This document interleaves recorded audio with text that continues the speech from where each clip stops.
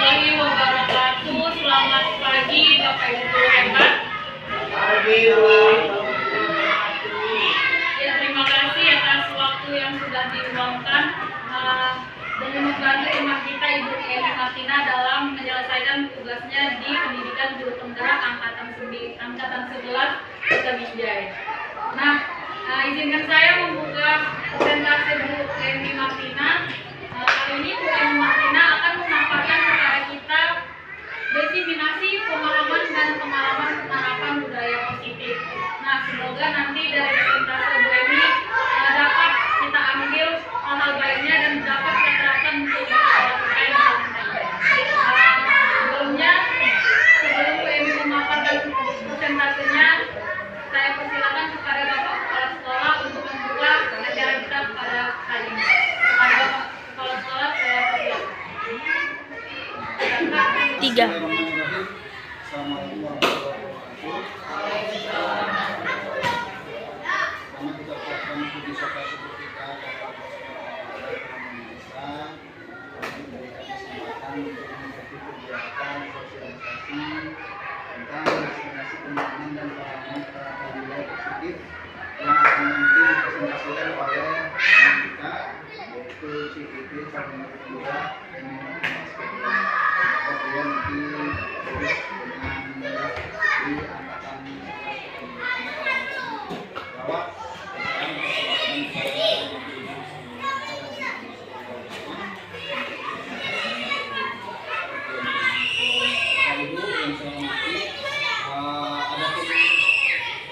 kegiatan ini nanti akan dijabarkan banyak oleh teman kita seperti itu Martina. Di antaranya yaitu budaya positif. Apa itu budaya positif?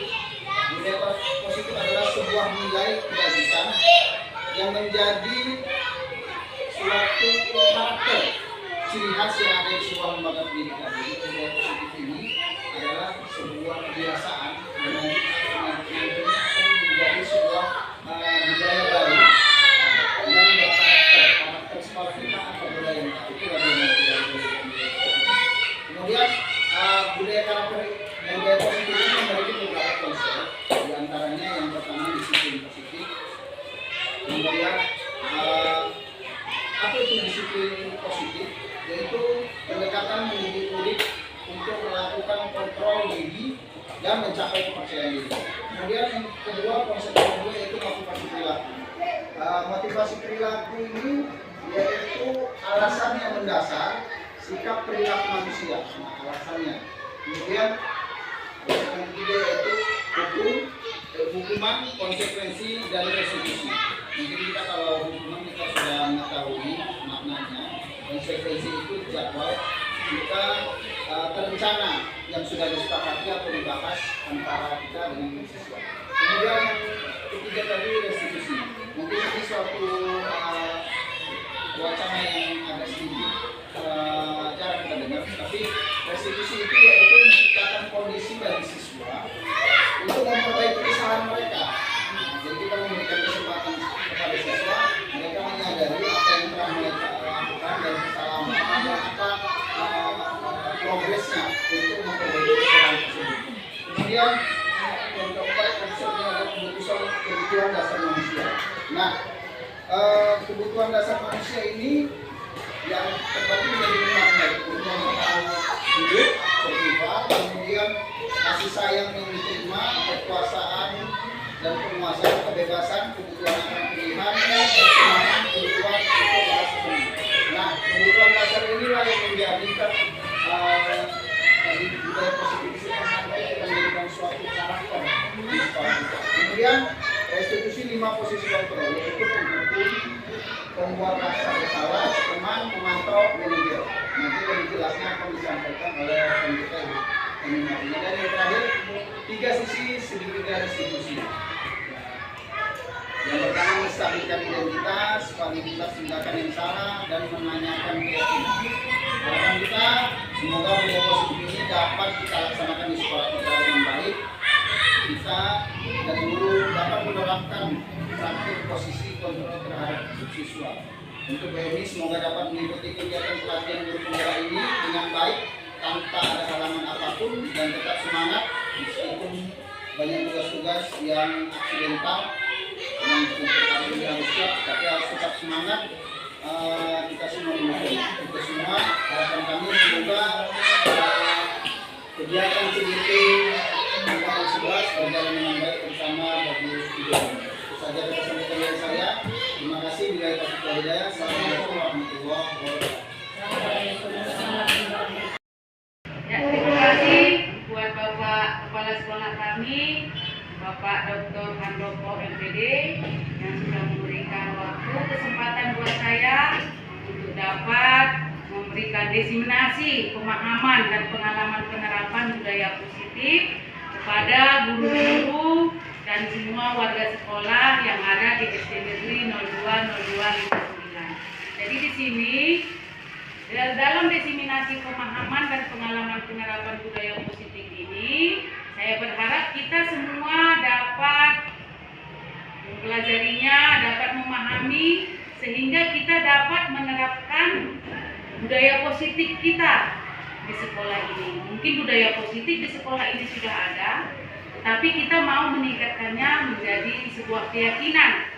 Menjadi keyakinan sekolah dengan cara kita membuat kesepakatan di sekolah kita supaya kita dapat menerapkannya di kelas kita masing-masing. Oke Bapak Ibu, sebelum kita memulai kegiatan kita, ada baiknya kita buat ice breaking dulu ya. Kenapa kita buat ice breaking? Ice breaking itu, kenapa Pak WG? Oke, ice breaking itu biar kita lebih semangat. Kita biasakan juga di dalam kelas supaya anak-anak kita tetap bersemangat ya, jadi mereka bisa lebih fokus. Baik, ice breaking kita saya ambil tepuk semangat. Nanti kita buat gerakannya ya Bu. Ayo Bu, berdiri Bu, berdiri.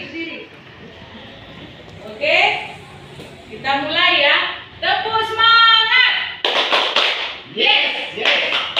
Oke. Semangat. Konsentrasi.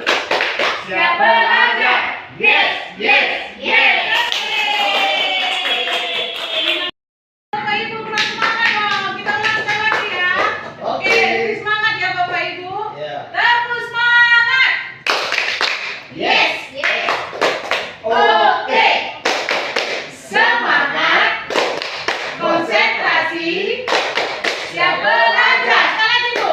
Tepuk semangat. Yes. Oke. Semangat. Konsentrasi. Siap belajar. Yes. Sekolah.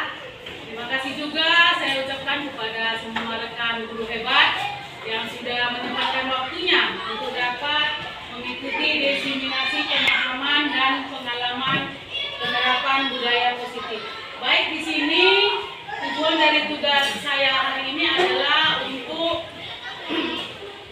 memenuhi tugas pelatihan guru penggerak ya, di mana kami sudah sampai kepada modul 1.4, di mana di situ kami belajar tentang budaya positif. Baik, selamat datang para guru hebat. Mari kita belajar bersama, berkolaborasi, saling mendukung demi mewujudkan disiplin positif di sekolah kita tercinta. Jadi, saya mohon maaf dulu, mungkin saya di sini pada saat ini di depan ini maksudnya bukan menggurui, tapi saya sifatnya hanya berbagi pengalaman atas pengetahuan yang sudah saya dapat di dalam pelatihan guru penggerak angkatan ke-11 saya. Jadi saya sudah belajar mulai dari modul 1.1 sampai modul 1.4, di mana kami belajar tentang filosofi pendidikan Ki Hajar Dewantara, di mana kita akan menuntun anak, ya, di mana kita akan menuntun anak dan akan berpusat kepada siswa, pembelajaran yang berpusat kepada siswa.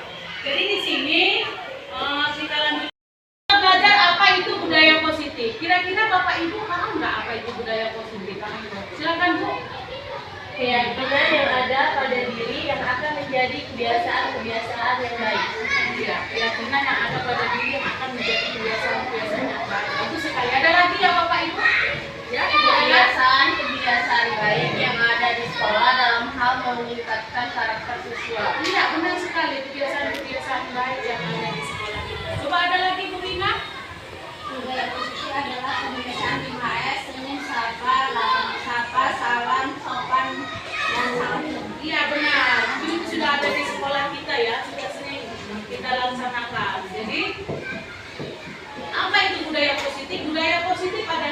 sebuah nilai kebajikan yang menjadi keyakinan dan pada akhirnya menjadi karakter atau ciri khas dari sebuah komunitas atau lembaga. Nilai kebajikan yang menjadi keyakinan kita, yang memang sudah kita sadari bahwasanya dari dalam diri kita sudah meyakini bahwasanya itu memang harus kita lakukan dengan penuh tanggung jawab. Oke, selanjutnya, mengapa budaya positif perlu dibudayakan di sekolah? Ya, mungkin karena banyak sekali pergeseran moral atau kelalaian atau kekeliruan yang kita lakukan sebagai pendidik maupun anak didik kita, sehingga kita sebagai guru diharapkan dapat menuntun murid untuk menjadi pribadi yang bertanggung jawab dalam menumbuhkan karakter melalui pembelajaran yang berpusat kepada murid.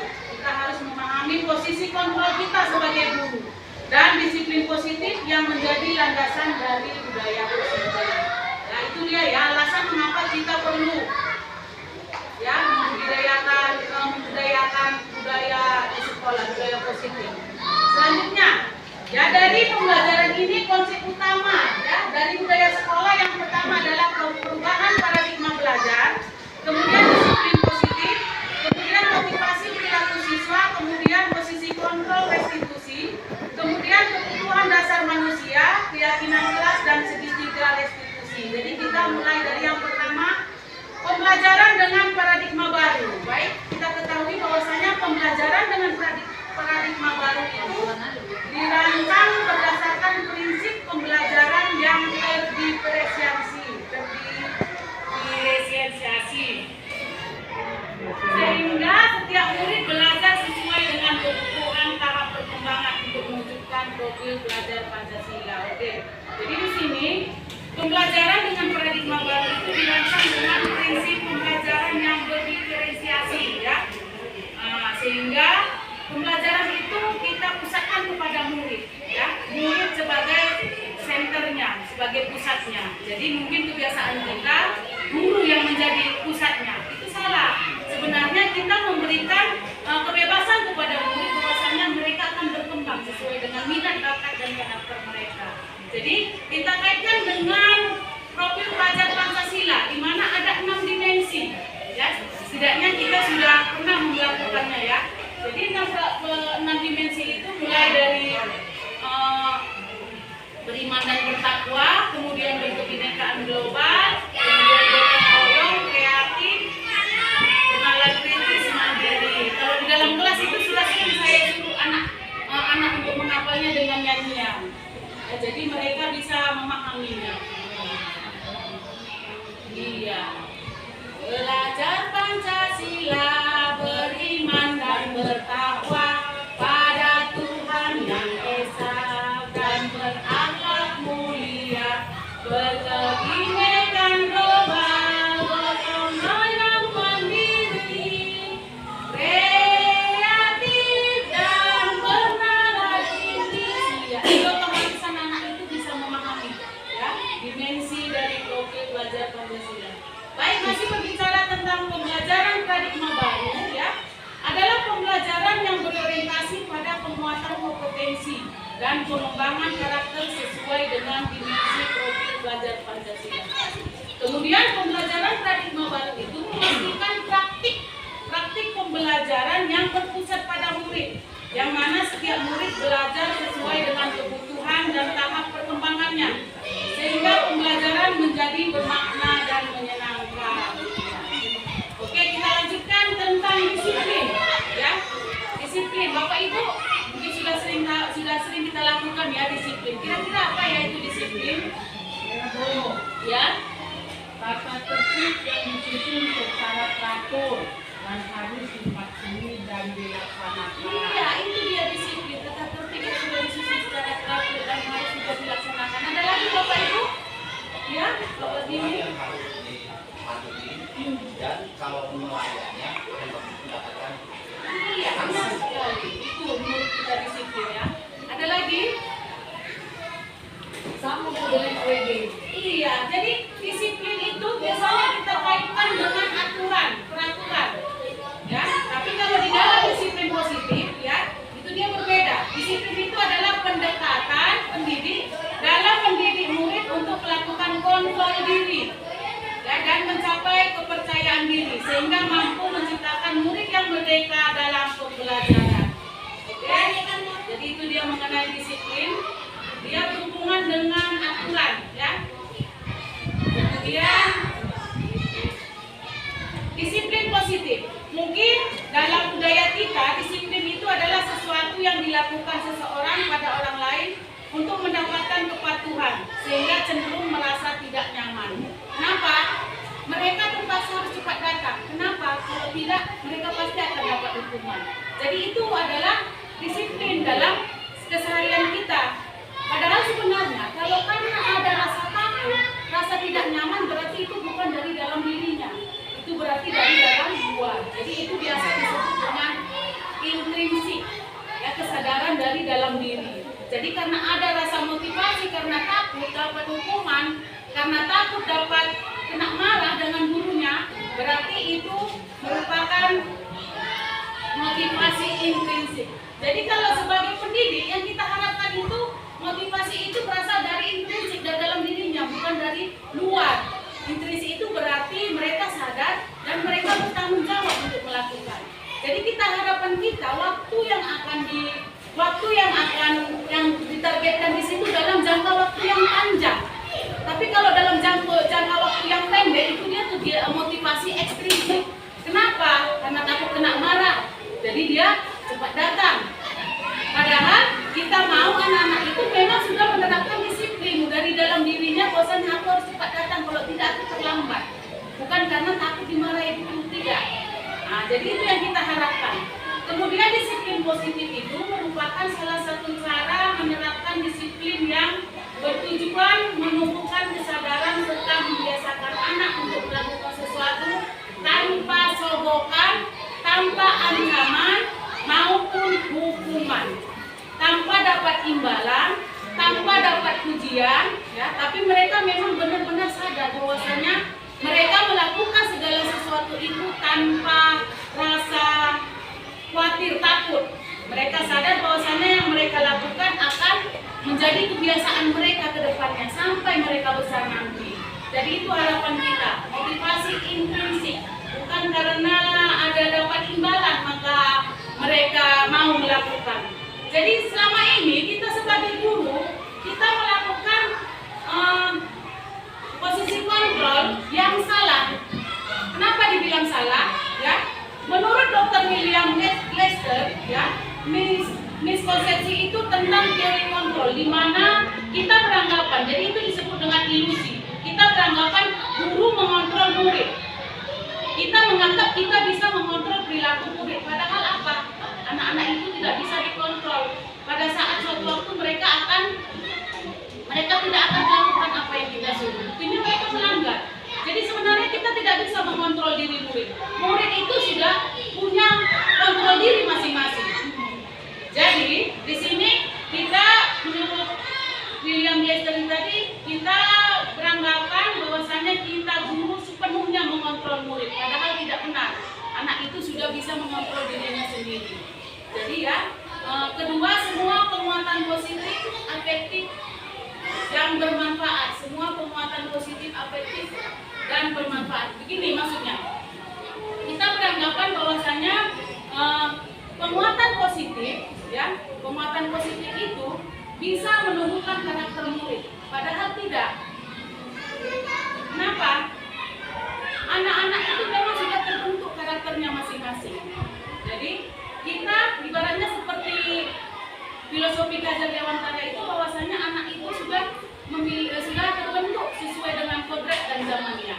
Jadi di sini kita sifatnya hanya menuntun. Jadi setiap penguatan kita, setiap kita membujuk dia, merayu dia, itu hanya sifatnya sementara, tidak lama. Jadi itu juga anggapan yang salah. Jadi semua penguatan positif afektif dan bermanfaat itu tidak afektif dan bermanfaat maksudnya. Misalnya mengasih reward, mengasih hadiah, mengasih apa, tidak selamanya itu bisa efektif, itu maksudnya. Jadi kemudian kritik dan membuat orang merasa bersalah dapat menguatkan karakter. Iya, itu maksudnya ilusi, ya. Itu miskonsepsi. Orang dewasa juga memiliki hak untuk memaksa. Padahal sebenarnya pada dasarnya kita tidak dapat memaksa murid untuk berbuat sesuatu.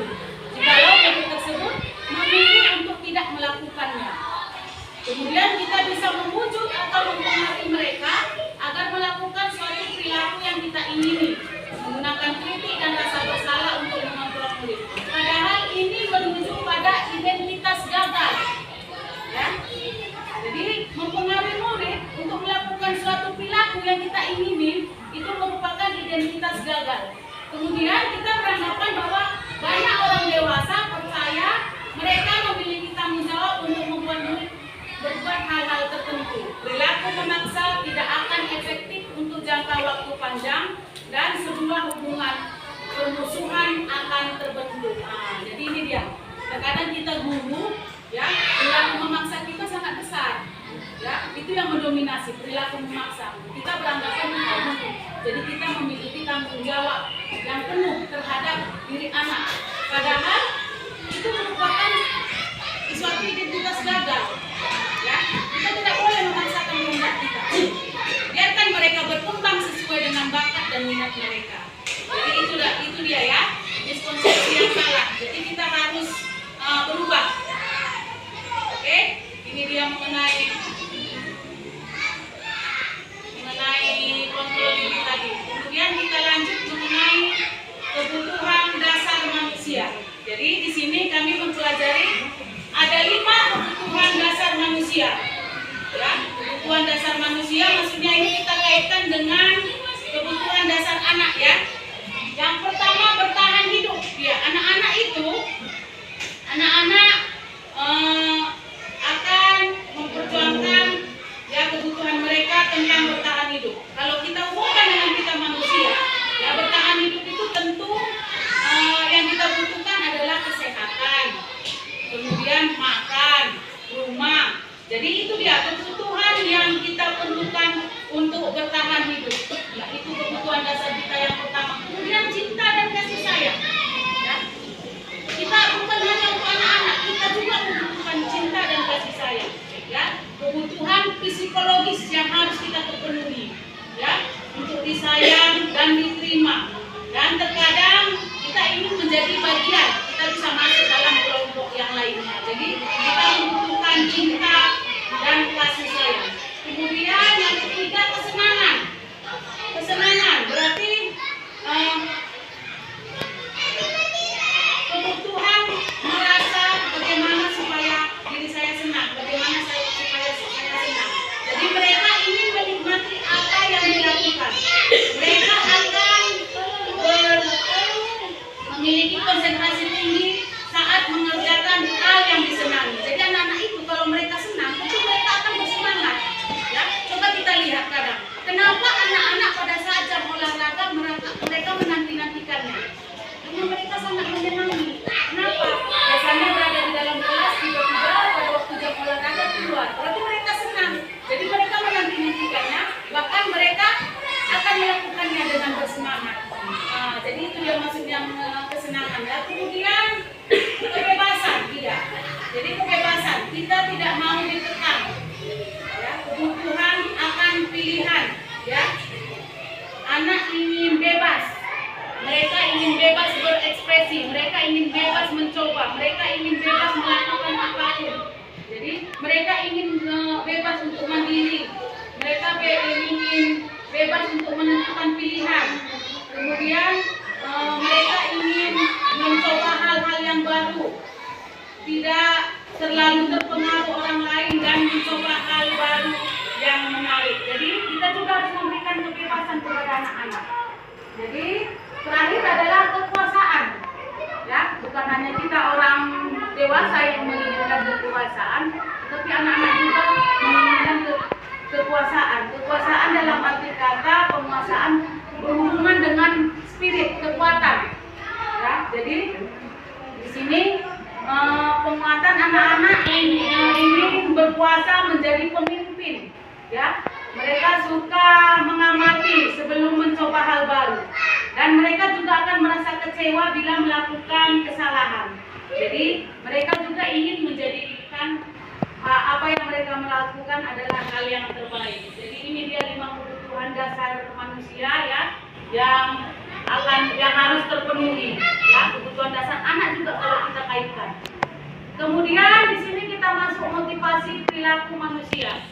Ya, motivasi perilaku manusia merupakan dorongan yang timbul pada diri seseorang secara sadar atau tidak sadar untuk melakukan suatu tindakan dengan tujuan tertentu. Jadi menurut Ian Jason ada 3 motivasi perilaku manusia. Yang pertama menghindari ketidaknyamanan dan hukuman.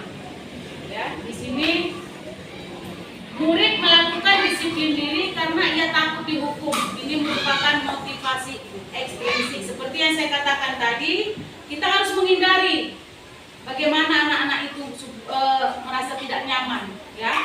Dan kita juga harus menghindari hukuman. Kenapa? Karena dari hukuman itu maka kita bisa merusak motivasi motivasi dalam diri anak.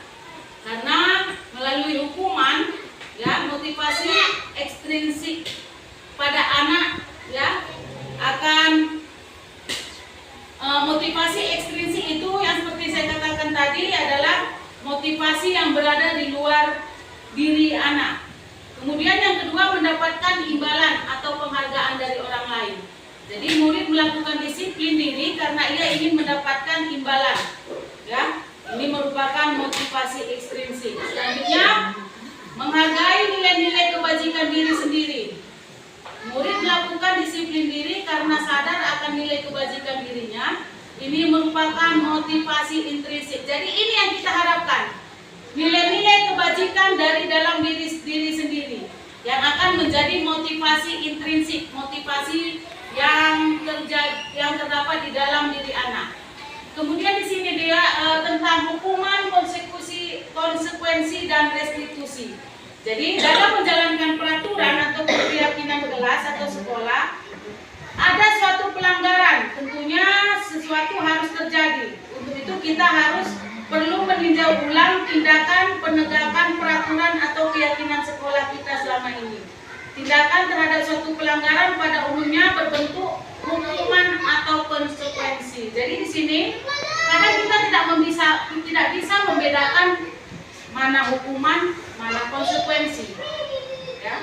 Kalau hukuman itu dia bersifat tidak terencana atau tiba-tiba.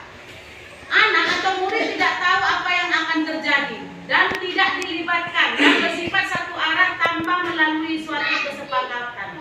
Hukuman yang diberikan bisa berupa fisik maupun psikis. Nah, itu maksudnya hukuman. Dia bisa menggunakan fisik atau psikis. Mungkin ada yang bisa sampai memukul anak atau memarahinya. Jadi konsekuensi itu apa? Konsekuensi adalah sesuatu yang sudah direncanakan atau sudah disepakati, sudah dibahas dan disetujui oleh murid dan guru.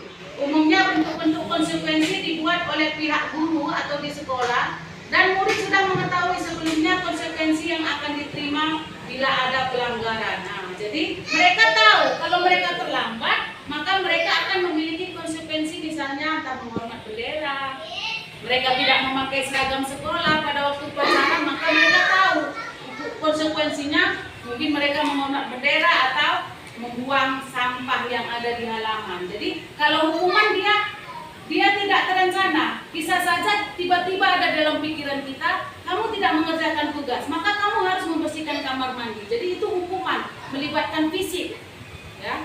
Jadi itulah beda hukuman dan konsekuensi. Jadi di sini ada lagi kata restitusi. Apa itu restitusi?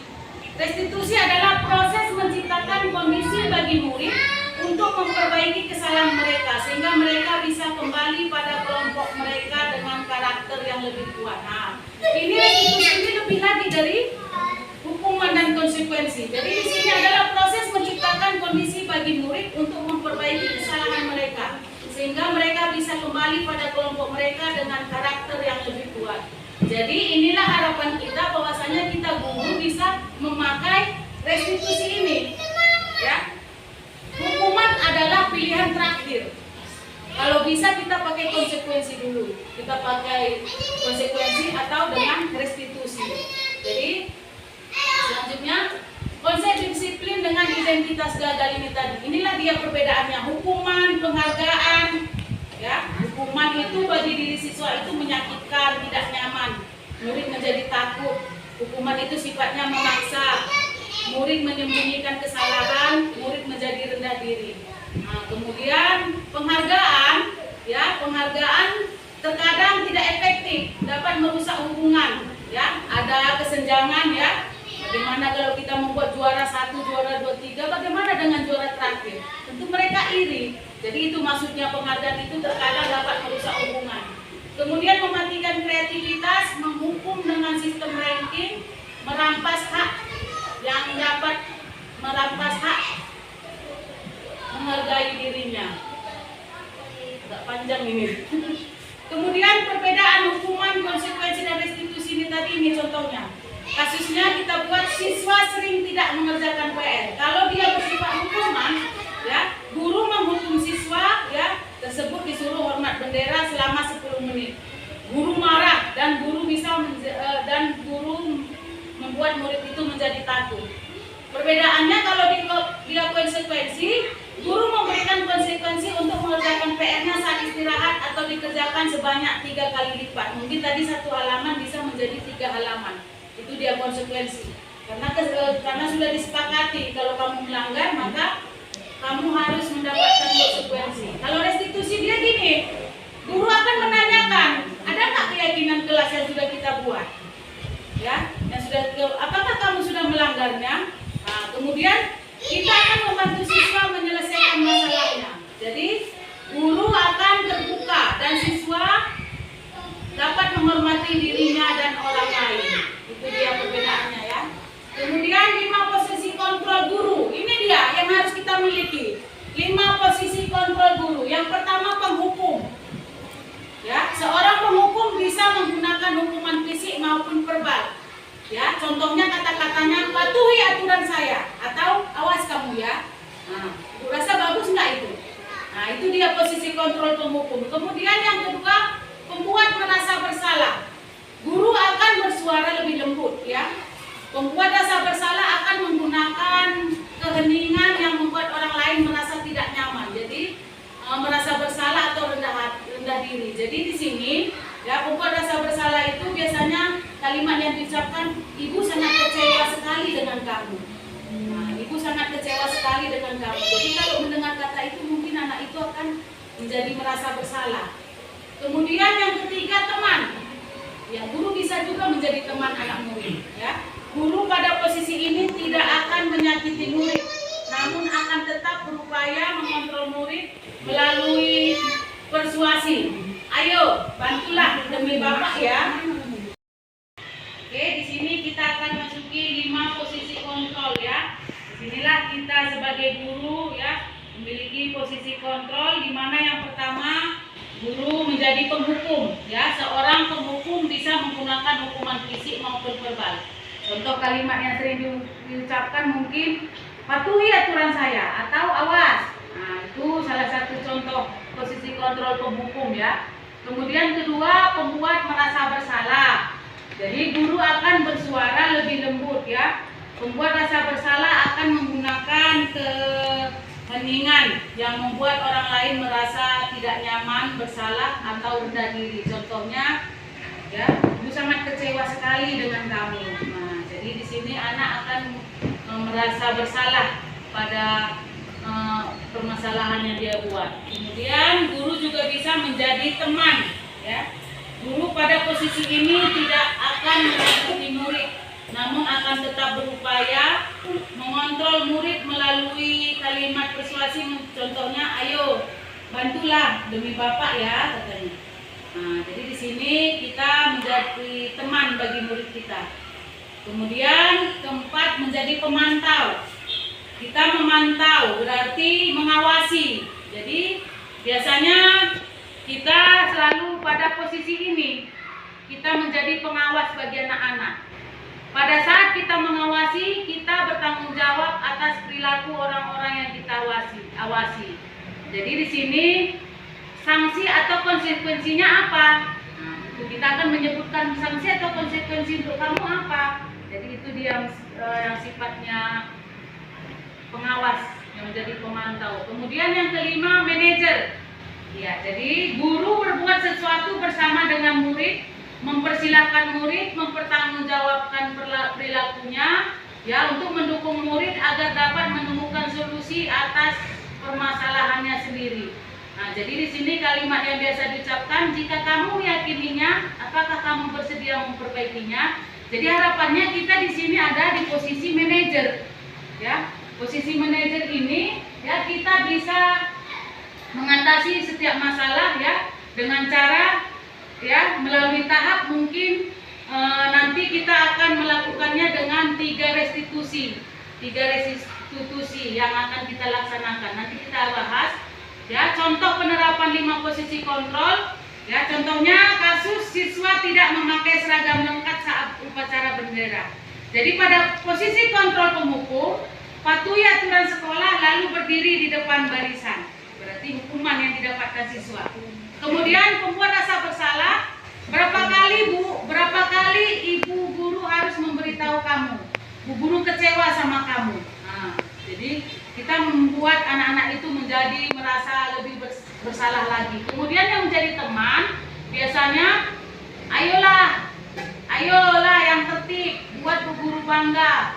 Ya, kali ini tidak apa-apa kalau kamu salah. Nah, itu jadi teman ya. Kemudian kalau jadi pemantau, kamu sudah melanggar apa peraturan dan apa konsekuensinya. Nah, kemudian kalau manajer ini, apakah kamu tahu kesalahanmu? Kira-kira bagaimana kamu akan memperbaiki kesalahan ini? Jadi ini dia tadi saya sebutkan tadi bahwasanya kita harus berada di kontrol manager ya. Oke, selanjutnya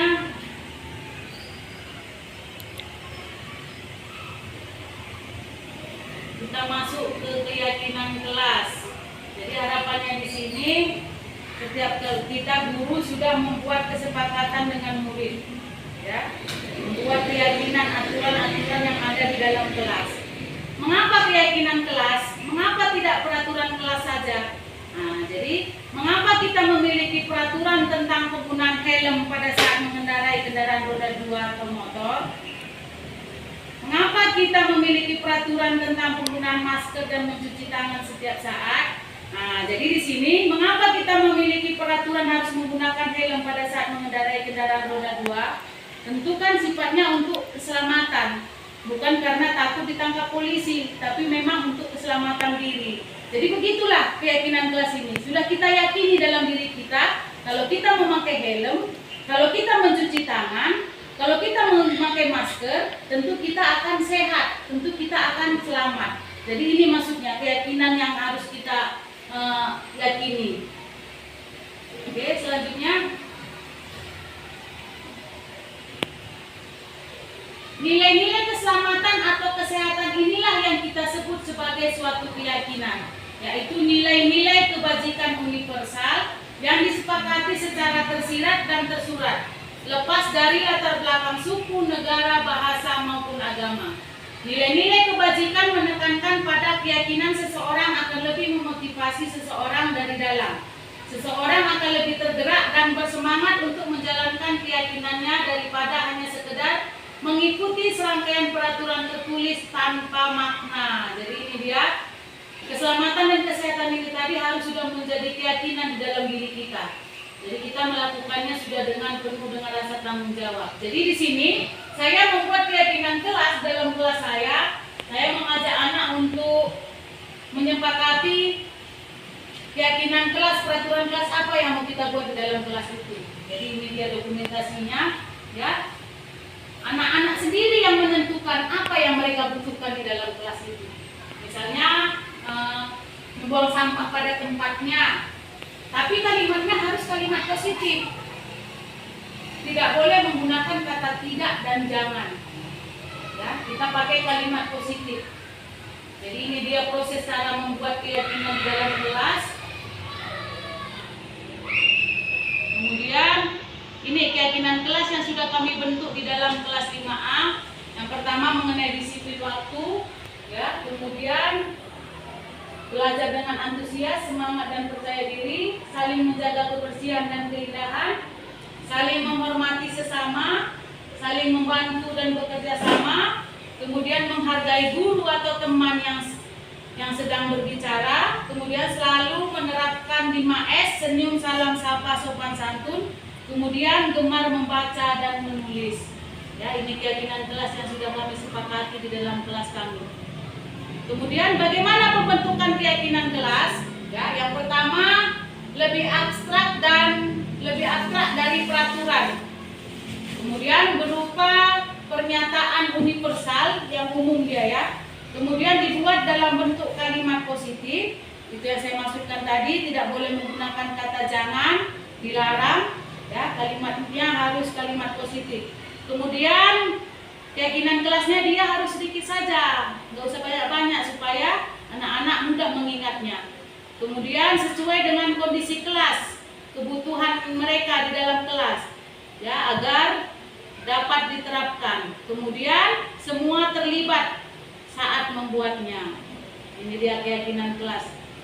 Kemudian kita masuk segitiga restitusi. Ini maksud saya tadi, ya. Segitiga restitusi itu, ya, mulai dari menstabilkan identitas, ya, bahwa kita semua akan melakukan hal terbaik yang bisa kita lakukan. Kemudian validasi tindakan yang salah. Semua perilaku itu memiliki alasan. Kemudian menanyakan keyakinan. Kita semua memiliki motivasi internal. Ya, jadi di sini dia segitiga restitusi tadi. Ini dia contoh masalah yang sudah saya lakukan di dalam kelas.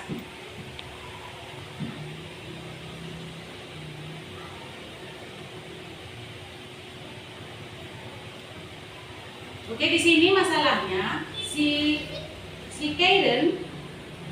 Karen tidak senang kalau pekerjaannya selalu dicontek oleh temannya.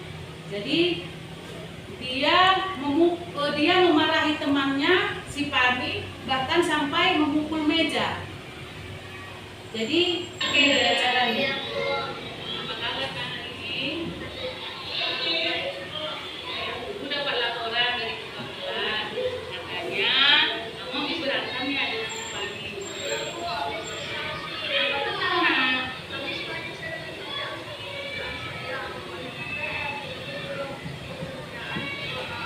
Oh begitu. Biarlah kamu marah-marah dengan kita, menunda-nunda dari posisi kamu. Maka ibu juga pasti berbuat yang sama. Lalu apa tadi yang kamu lakukan terhadap Fadila?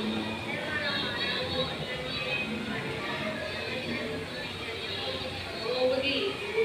Pasti kamu berbuat seperti itu pasti ada alasannya.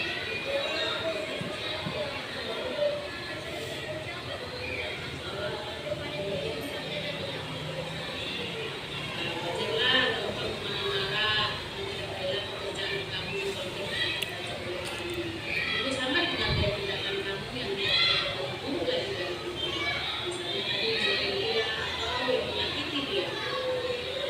Dan sekarang coba kita pikirkan tindakan kamu marah-marah sampai mukul meja, apakah sesuai dengan keyakinan kelas kita?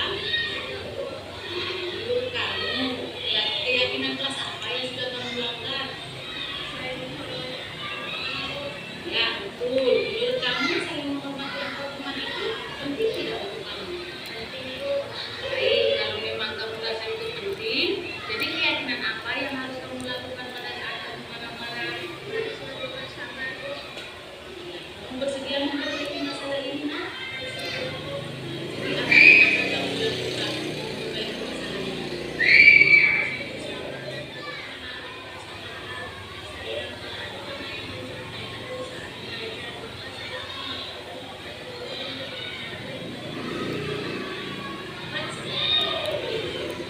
Semangat ya. Sekarang boleh dimulai, nak. Oke, baik Bapak Ibu, ini dia tadi contoh yang mengatasi masalah dengan segitiga restitusi, di mana saya membicarakan dengan anak masalah itu apa alasannya. Jadi anak-anak itu terbuka, dia akan memberitahu, saya tidak senang. Jadi dia tanpa takut-takut menyebutkan, karena kita memakai mulai dari menstabilkan identitas tadi, ya, di mana kita semua akan melakukan hal yang terbaik yang bisa kita lakukan. Kita harus menyadari bahwasanya kalau setiap manusia itu pasti memiliki kesalahan. Jadi kita mengajak anak itu, ya, berbincang-bincang dulu, ya, wajar kamu melakukan itu, ya, pasti ada alasannya. Nah, jadi anak-anak itu langsung mau bercerita dengan kita. Jadi kemudian lalu kita bawa lagi dia ke validasi tindakan yang salah.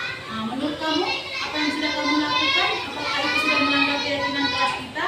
Nah, dia akan berpikir sendiri, ya Bu, Keyakinan kelas apa yang sudah kamu langgar? Keyakinan menghormati antar teman katanya. Jadi dari situ tadi kita akan mengatasi masalah itu dengan menggunakan segitiga restitusi, dan anak akan tahu sendiri dan akan mengatasi masalahnya sendiri. Jadi ini dia dari saya, segitiga restitusi, ya. Terima kasih atas perhatiannya.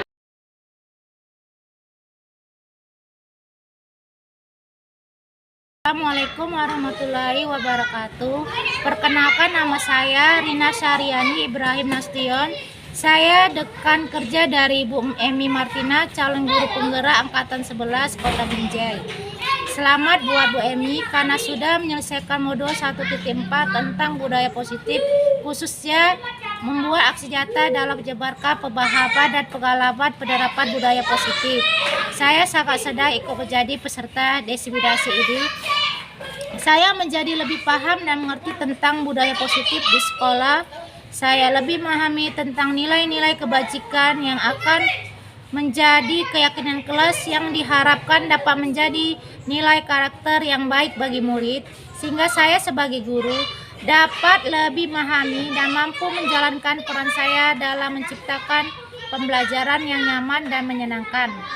Saya berharap guru dapat lebih memahami posisi kontrol yang tepat dalam menghadapi murid.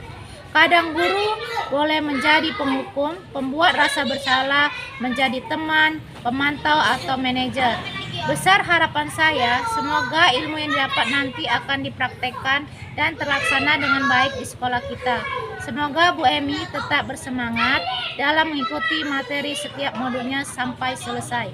Sekian dari saya, terima kasih. Perkenalkan, nama saya Devi Dian Saputra. Saya rekan kerja dari Ibu Emi Martina, calon guru penggerak angkatan 11 Kota Binjai. Selamat buat Bu Emi karena sudah menyelesaikan modul 1 tentang budaya positif, khususnya membuat aksi nyata dalam mengembangkan pemahaman dan pengalaman penerapan budaya positif. Saya sangat senang ikut menjadi peserta diseminasi ini. Saya menjadi lebih paham dan mengerti tentang budaya positif di sekolah. Saya lebih memahami tentang nilai-nilai kebajikan yang akan menjadi keyakinan kelas yang diharapkan dapat menjadi nilai karakter yang baik bagi murid, sehingga saya sebagai guru dapat lebih memahami dan mampu menjalankan peran saya dalam menciptakan pembelajaran yang nyaman dan menyenangkan. Saya berharap guru dapat lebih memahami posisi kontrol yang tepat dalam menghadapi murid.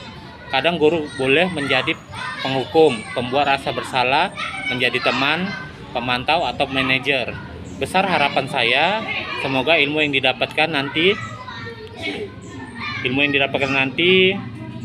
akan dipraktikkan dan terlaksanakan dengan baik di sekolah kita. Semoga Ibu Emi tetap bersemangat dalam mengikuti materi setiap modul yang sampai selesai. Sekian dari saya, terima kasih.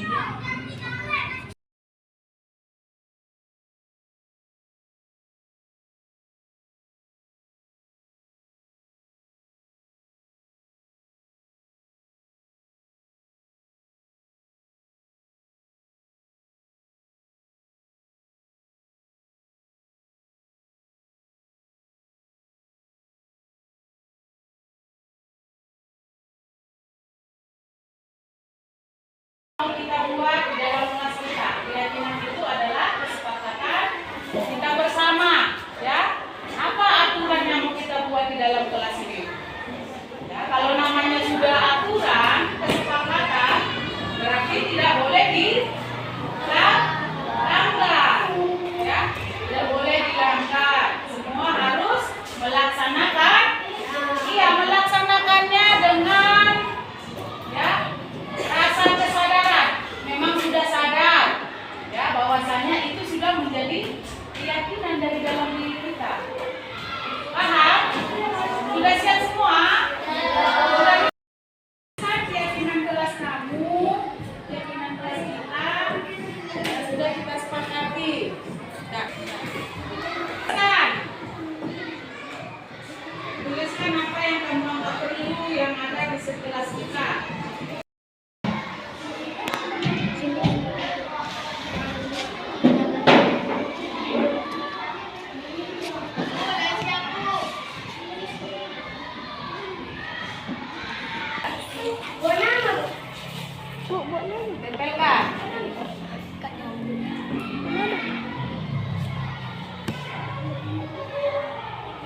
Oke, lagi nak, lagi cepat lagi.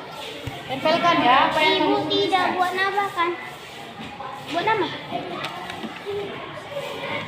Ayo, ayo.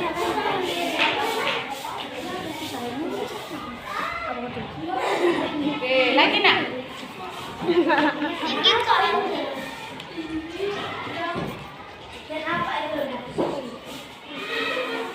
Udah biar. Tempelkan. Ayo maju. Lagi terus.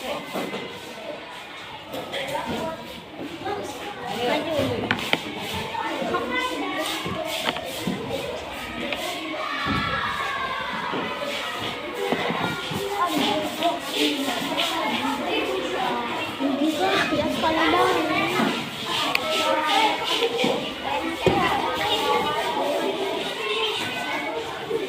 Pelan-pelan nak.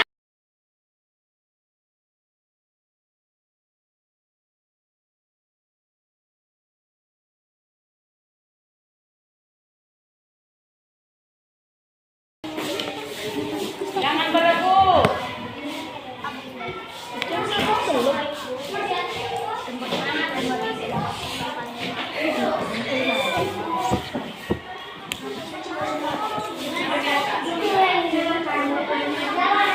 Ayo ada lagi.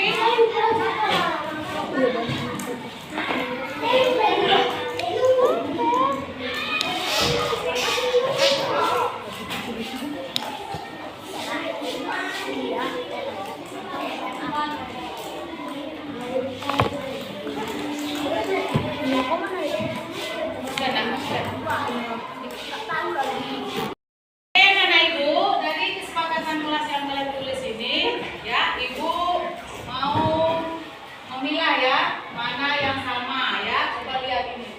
Ini membuang sampah pada tempatnya. Kesepakatan kelas ada tepat waktu melaksanakan piket kelas. Membuang sampah pada tempatnya sama ya. Melakukan piket sudah sama. Membuang sampah pada tempatnya sudah sama. Terus hadir ke sekolah tepat waktu sama. Membuang sampah pada tempatnya. Begitu ini. Menghormati teman, ya. Kemudian wajib menghormati guru, ya bagus. Wajib melakukan piket, sudah sama. Membuang sampah pada tempatnya sama.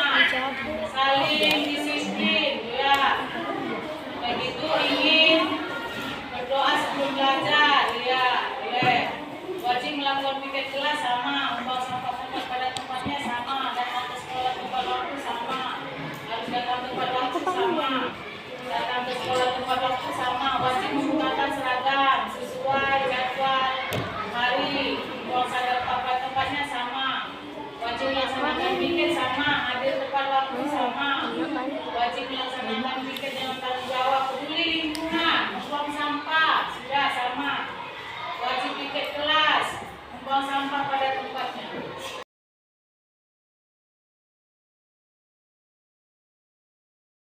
Nama saya Kairin, kelas 5A.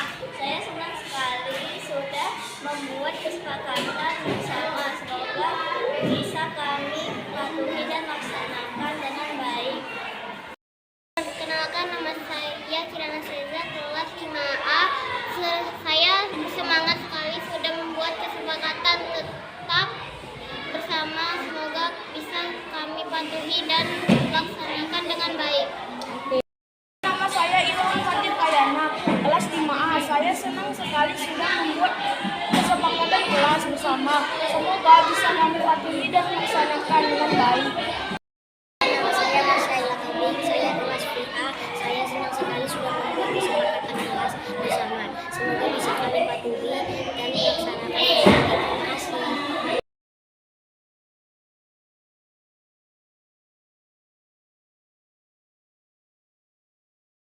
Karen, Iya, Bu. apa kabar nah hari ini? Baik, Bu. Ya, Ibu dapat laporan dari ketua kelas. Katanya kamu habis berantem ya dengan si Pani. Ya, Bu, habis kesal sih. Kenapa kesal nak? Habis Fani sering sampai asal pekerjaan saya, bukan hanya PR, tetapi juga pekerjaan sekolah.